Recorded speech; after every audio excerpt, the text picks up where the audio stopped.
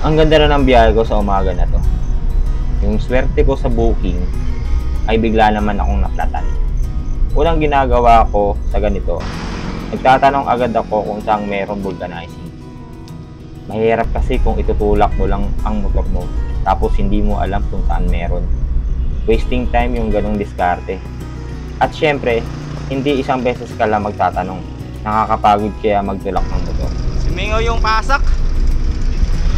Kanan. Thank you, thank you. Hindi na talaga kayang i-running flat kasi may sira yung mags natin. Ayan. Talagang plakta siya.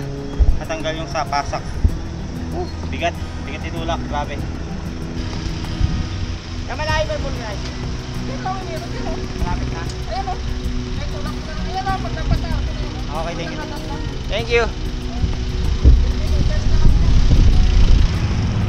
Makakalap tayo vulcanizing dito.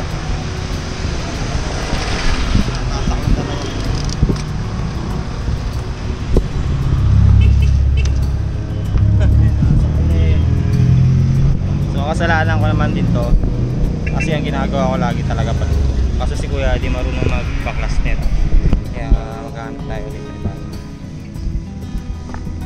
So yun, all goods na ulit tayo mga idol.